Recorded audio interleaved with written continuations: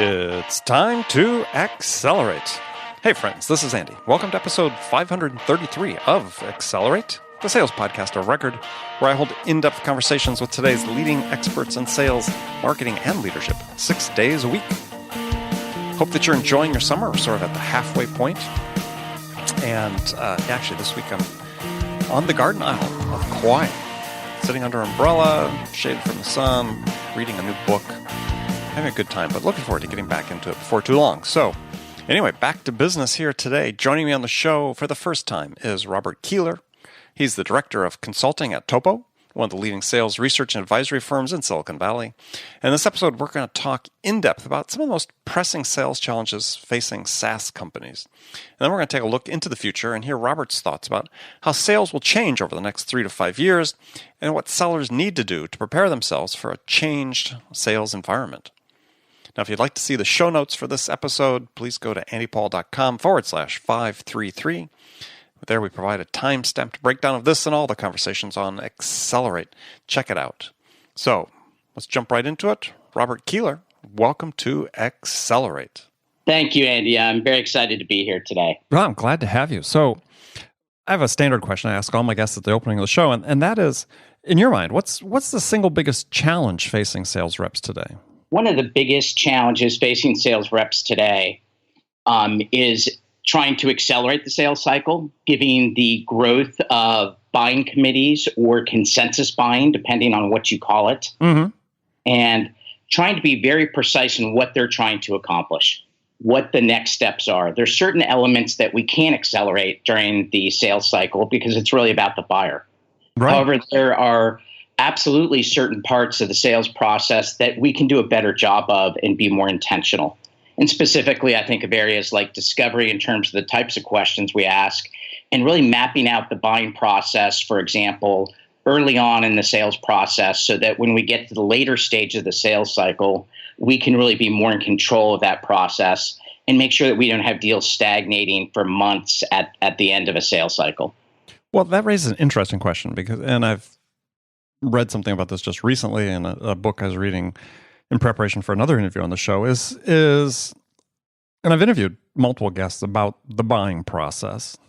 And there's obviously a range of opinions ranging from, we need to really map out the buying process to, there is really no such thing as a formal buying process because for most, let's say, complex products that an enterprise might buy, they don't buy it that frequently. So they don't really have it mapped out as a critical process for them because it's, maybe it happens once every several years.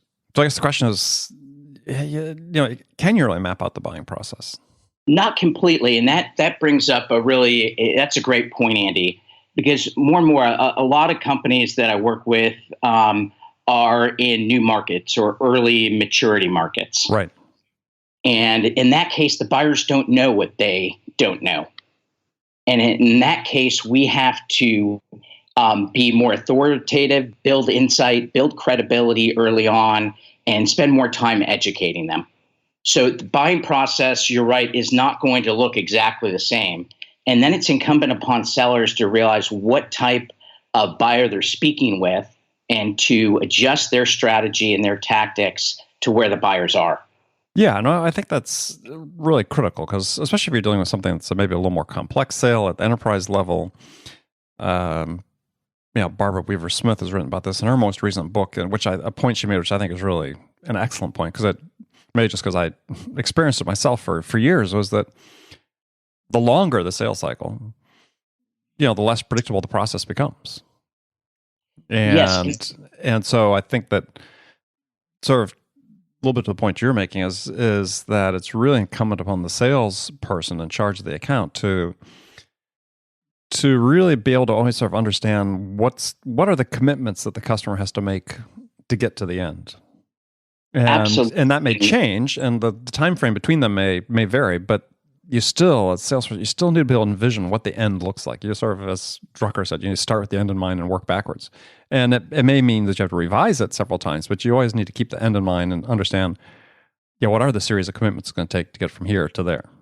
Exactly. And you bring up a good point, one of them which is tactical, and I think one leads to a larger strategic point.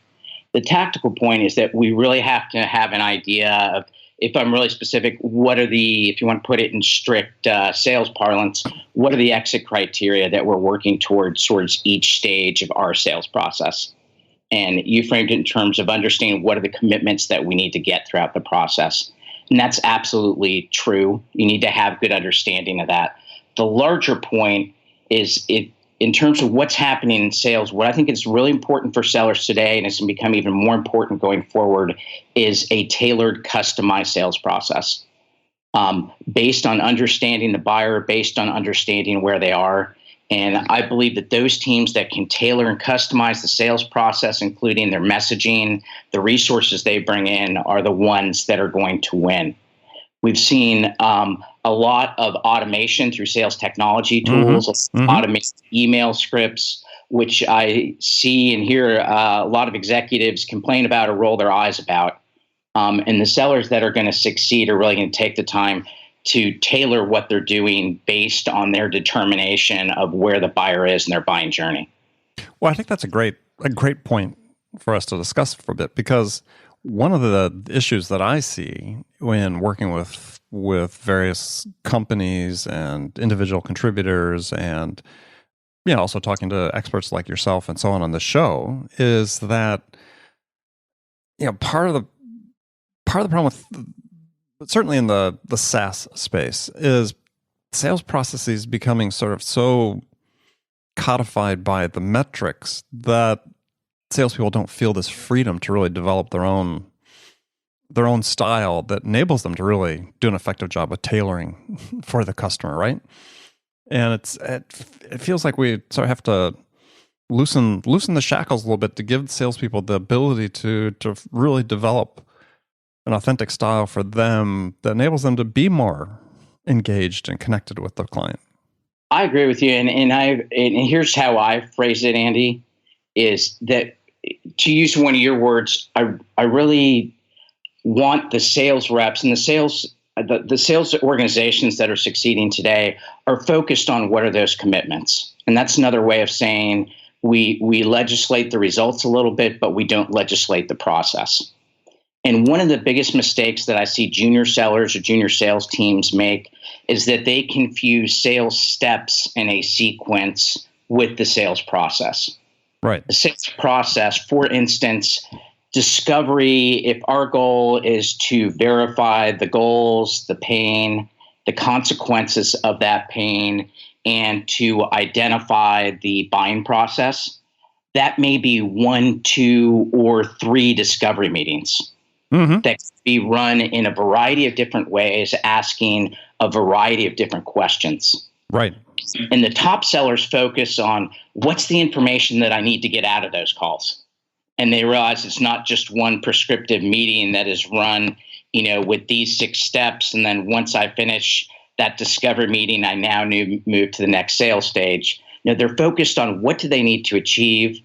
And then they have more freedom within that sales stage, as you were, to get the commitments that they need to know that it's appropriate to move on to the next stage. Yeah, and I would sort of twist a little bit what you said, and I think it's just a matter of emphasis. Is you're saying they understand the information they need to get during those discovery meetings.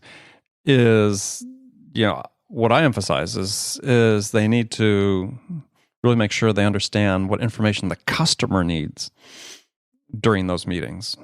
Right? Because you can understand what the customer's requirements are, but the other side of that coin is you need to understand what information they need in order to make a decision about that. So it's, we start talking about the context and the insights and the advice and so on. And too often I see reps coming out of discovery meetings saying, I know what the requirements are, but I have no idea to correlate that to say, okay, well, this is the information we need to deliver in sort of this sequence in order to secure those commitments we need to secure in order to get the customer to the end game. Yes, there's a lot of push going on out there. And if you look at the ability of sellers, I was just with the sales team, and one of their big challenges was they just weren't unable to tie the solution back to the buyer's challenges to understand whether it was a good fit and what additional information the buyer needed before they went and delivered any sort of presentation or demonstration. Mm-hmm. So why do you, I mean, and that's not an unusual situation, right? I mean, I hear that all the time. I've done over 500 interviews for the show. It's sort of a common thread that sort of runs through. And why? What are we missing in order to make sure that reps can? And again, I think this gets back to them being a little scripted, as we talked about. Is they go into a discovery meeting and they're sort of doing a checklist of what they need to learn, which is relatively superficial on one hand, as you said, sort of a push orientation as opposed to really understanding where the customer wants to be. I mean, it's so rare, when I listen to calls and talk to reps, is for them to, instead of just sort of saying what their challenges are, ask them, well, where do you want to be in 2 to 3 years? Where do you want to be in 12 months? What's keeping you from getting there? And, identifying that gap. And so discovery in my mind is becoming too tactical and not strategic enough. I agree. And I think that ties back to a bigger issue, Andy, of it'll sound very fluffy at first, but understanding the buyer and the buyer's business. And we've been saying that for 20 years in sales, that consultative sellers truly understand the buyer and the buyer's business. I don't see that nearly as much as I would like to. So to be a little bit more specific, what I mean by that is, do you understand the buyer personas? Do you understand the role of the person you're talking to? How they're measured, what a day in their life looks like. Mm-hmm. What are the key challenges that they are there to help the company solve?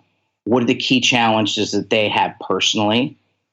And really understanding, almost being able to walk a mile in their shoes. And a slight aside, that's why I think we need a radical new approach to onboarding. Because we bring everybody in for onboarding, the first 2 weeks, and what do? We talk a lot about how our company's set up. You meet a lot of different groups. There's a lot of product presentations. I'm not saying that's everybody, but I still think that happens predominantly in onboarding programs. Right. Whereas the focus to me of an onboarding program we should understand the buyer and their businesses better than anyone else.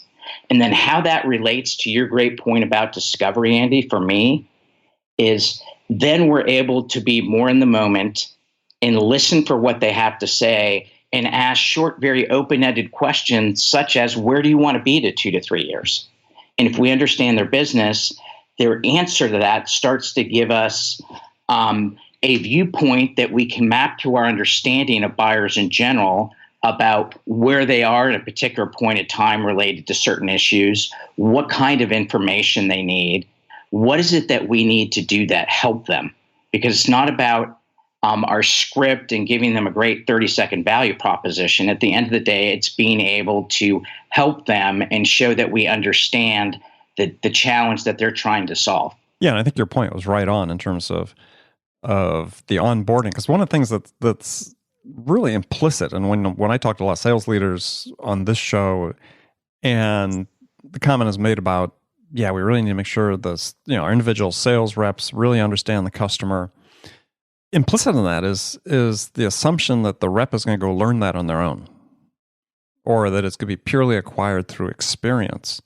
And while certainly, a portion of it is I don't see enough companies have that, as you talked about, as part of the curriculum when they onboard people. I mean, it has to be staged because you can't lay too much on people in one time. But when you start sending those people out to make calls, coincident with that is you should be training them on, those various things about the customer that we just talked about. Give them context about who they're going to be talking to, the personas, dive deep into typical requirements, whatever we've learned. But it's got to be trained, and we can't assume people are just going to pick it up on the job. Yes, and if you look at onboarding programs, what percentage, if everyone went and analyzed their onboarding program, what percentage of that onboarding program do you hear the voice of the customer? Do you have a 5-minute video of a buyer talking about their challenges? Or is it a product marketing manager talking about how your product helps the buyers? Mm-hmm. How many of those onboarding programs actually bring in a local buyer for 30 minutes? Mm-hmm. in terms of onboarding enablement. How many times do customers come in for a brown bag lunch to talk about their challenges, and you have the sales team listen and ask them questions? We could spend a whole hour just on this topic. I see a very low percentage of the buyer present in onboarding programs. I was encouraged because I have a client that I'm working with that once a month is having a buyer come in for an hour. And sat in on a few of those, and they're fantastic. Right. Because they really give a flavor of the buyer. And that sales team is really starting to incorporate more of the DNA into their selling and their whole sales process because the voice of the buyer is so prevalent. Yeah, I think that's cheers and kudos for that company that's doing that, because it's so rare, right? People want to substitute surveys, right? We'll take surveys. That'll tell us all we need to know about the customer, or we'll do our NPS, and that will tell us everything we need, our Net Promoter Score, everything we need to tell about the customer. And especially companies that are sort of heavily focused on inside selling, one thing that's really missing is they don't talk to the customer enough in person. I mean, not just, hey, Mr. Prospect, but get in a car, get on a plane, go see a customer, or alternatively, as you talked about, bring them into the office and let them talk and tell what their requirements are and what the challenges they went through and so on and so forth. That part really is missing. Yeah, it is missing. And you bring up another interesting issue. And first, I'll say one of the things that helped me in my own sales career the most is I became a product. I was in charge of a product line, and that company typically promoted sellers to be product managers. Right. When I was a product manager, I spent 4.5 months out in the field because that was a big edict of that particular company. Right. And when I was doing product management, I'd ask much wider ranging questions, such as, what are you trying to accomplish in 2 to 3 years? Where do you think this particular field is going? If we peek ahead 5 years from now, what's going to be more important? What's going to be less important? And I wasn't trying to sell. I was trying to figure out what we needed to develop in that market. And in the process, I found that experience helped me become a much more effective seller because I took a much different perspective with the buyer. The second thing that I want to touch on is you brought up a really great issue about spending face-to-face time with sellers. Right. And you've probably seen, like lots of other sales experts, that more and more, we have inside sales teams where your traditional bag-carrying account executive that was out in the field, 340 days of the year is less prevalent today. You have more what I'll call hybrid account executives. They're inside, they use a lot more technology, and they occasionally go out to visit the customer. And I think that we've almost gone too far on the other side, and that some of those hybrid account executives for major milestone conversations need to be out in front of and talking to the customer face-to-face more often. It's sort of like when blended learning came to the learning community. Used to be all, let's have a 4-day face-to-face instructor-led training. So too, sales used to be, hey, we're going to do all of our sales outside face-to-face. And then where learning went was, hey, there's a couple of things we can really automate and information that we can treat through automated systems. And then we'll focus the face-to-face session on only those matters that are really important where we get to practice skills. And too, I think companies need to start focusing back on, for major milestone meetings, you really need to conduct those more face-to-face and be out in front of customers. Yeah, I'm thrilled to hear you say that because wholeheartedly agree. And I find it somewhat, I don't say ironic is necessarily the right term, but I look back at my own experience in sales, and I was, for a long period of time, was selling very large, complex communications systems that, multiple millions of dollars in many cases, to customers overseas. And I might only see them 3 times before we closed a multiple $1-million order. So, it's like today, it's if you only have to go out and visit somebody, 2 or 3 times, that's not too much. And you can still get accomplished, is exactly what you talked about, getting accomplished in terms of being in front of the customer, really understanding, because there's a huge difference in talking virtually versus talking in person. I mean, yeah, we're better at it, but there's still, you're going to learn more because you can get up, oftentimes you'll be with a client, we'd be with a customer and we'd stand up from the meeting and go visit somebody else. Right, we'll walk to a different office. Talk to one of their colleagues. Somebody that we wouldn't have necessarily talked to if we were going to get on a go to meeting or something like that. So there's so much value in it. I agree. I'm happy to hear you talk about the fact that we've gone too far in the other way. Yeah, and I think your example is a great example. And if I had to pinpoint it just to generalize, though it's very specific to each company and the buyers you're working with, I would say if you want to focus on the major milestones where we should be thinking most heavily about being face-to-face, it's one point in the beginning, in the middle, and towards the end. In the beginning, because it's important to develop that relationship. And that also brings up a larger issue that I see happening in sales is that I think more and more we're going to see Billy Ball come to sales. There's going to be a real divergence. Yes, exactly. There's going to be a real divergence between the old school relationship sellers and the new schools that's leveraging data and analytics for their sales efforts. Yeah, so it does bring up this whole issue of future sales, AI, machine learning, data. One of the problems with data, there's the good and the bad news, right? Good is, wow, I've got data. It's something, intelligence of some level I didn't have before. But there have been volumes written, and more will be written, and I've had guests on the show talking about it, is that we are just pathetic at understanding data and using data. And there's plenty of examples, and I had a guest on the show called John Johnson, wrote a good book about, I think it was titled Misinformation, How People Misuse Information. And because it's being presented in our daily lives, right? I mean, so much more of the journalism we read is got graphics associated with it and so on. We've all got these raging confirmation biases, which really sway how we look at data. And I see examples of this all the time with sales organizations that have interesting groups of data or data sets, but use it in a very sort of lazy fashion. Yeah. So the question then becomes, what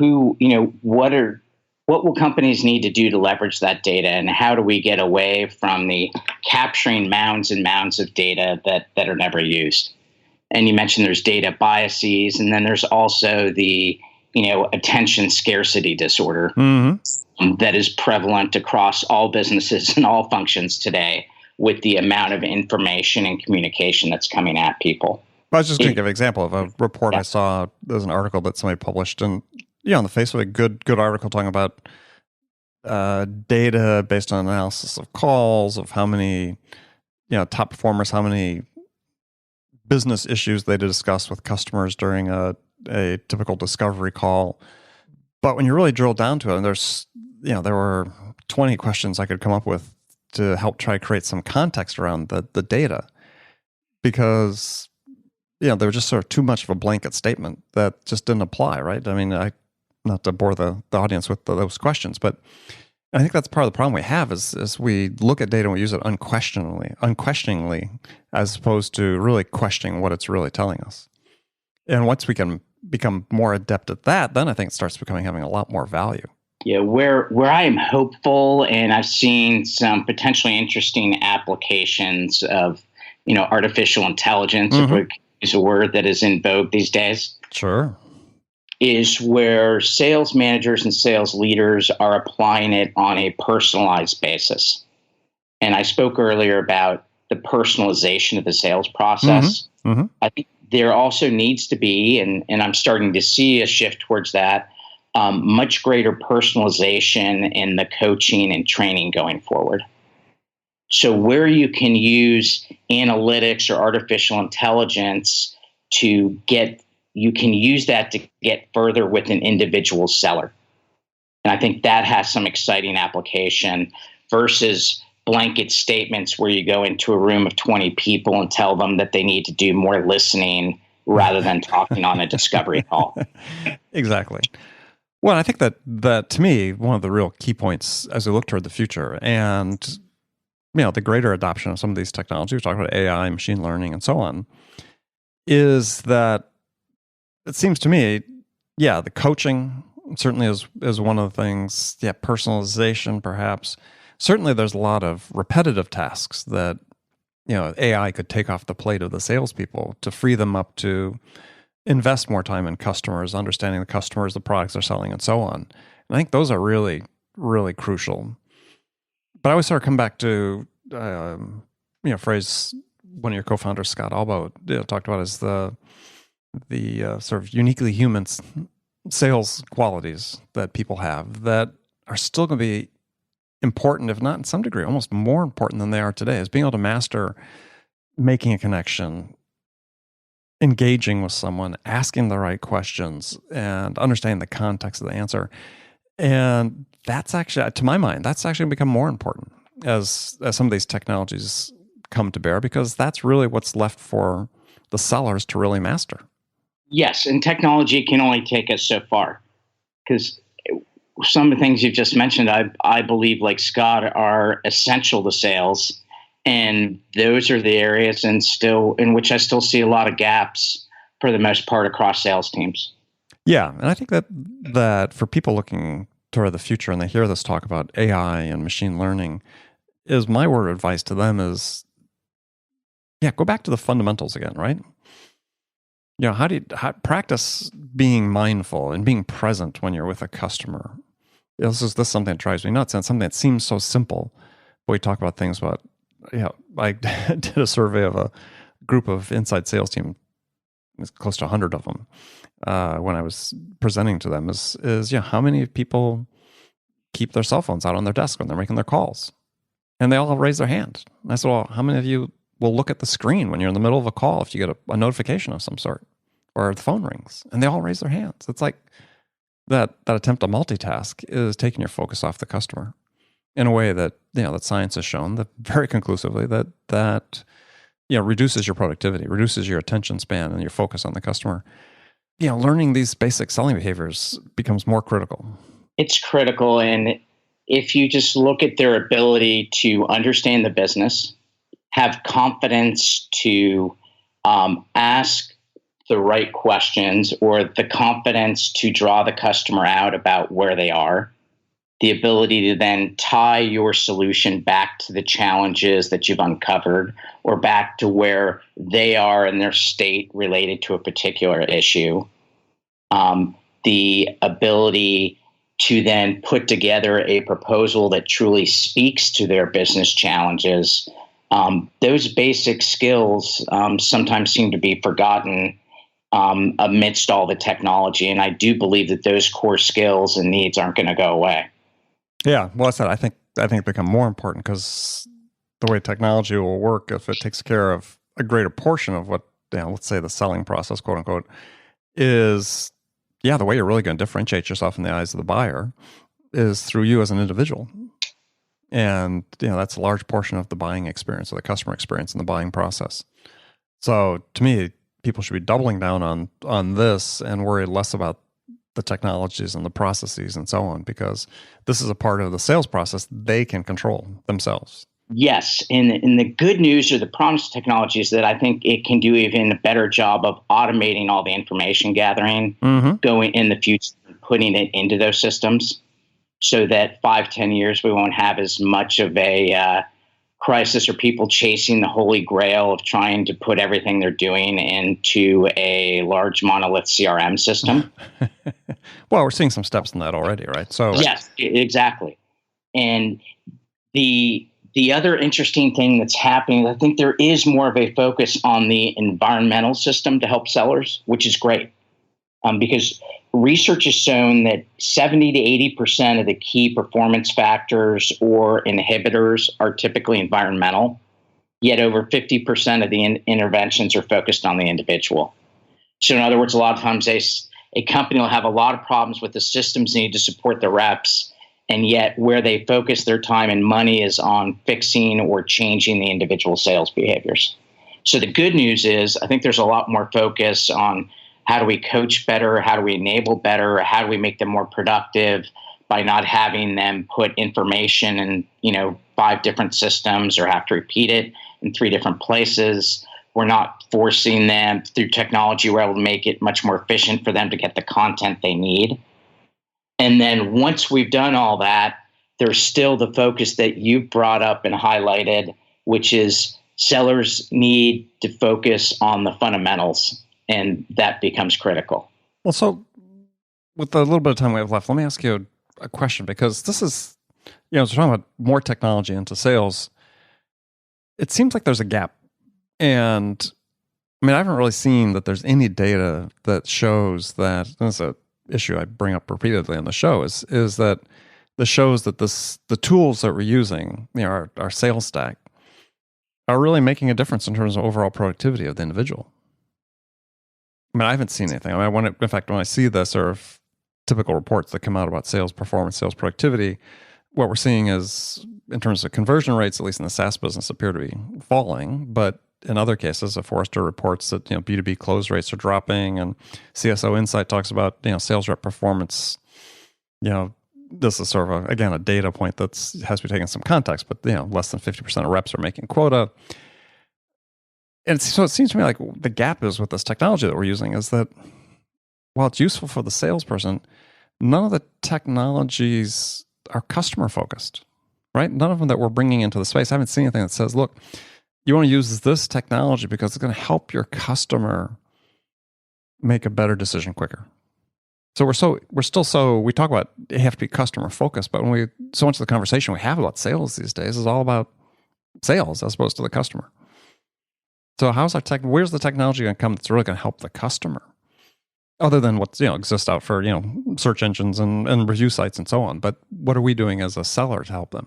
That's a great point, and it's going to be interesting to see how that plays out going forward, Andy. It's a great point that you bring up, and I'm in agreement with the issue there. I don't necessarily see the immediate solution on the horizon. Where I see the issues, I've had many conversations with global VPs of sales operations at Fortune 300 companies. Mm-hmm. And they'll talk about the fact that what's happened is they now have 100 or 200 sales tools. Now, we can quibble about whether they're categorizing them in the right way. Right. But the point is valid, is that they have way too many tools. In the last couple of years, what they've really worked to do is find out what are the ones that the sellers are really using and get them down to the top 15 or 20. And even then, they're challenged to do so. And yet most of those tools are about improving seller productivity rather than increasing buyer productivity or accelerating the buyer's knowledge that they can make a decision that's the right thing for their business. Yeah, well, I agree. And our last point is always struck by a quote from a book Jeffrey Colvin wrote that talks about the ability of a company to, based on his research, ability of a company to quickly gather the information they need to make a good decision with the least investment of time and effort possible is viewed by that company, by the buyer, as a strategic process. Because the faster they can get it done, especially if they're buying something that's strategic to their business, something that's going to help their sales side or is somehow going to help their bottom line, they want to deploy it more quickly. Every day that they miss is perhaps a lost edge against their competition.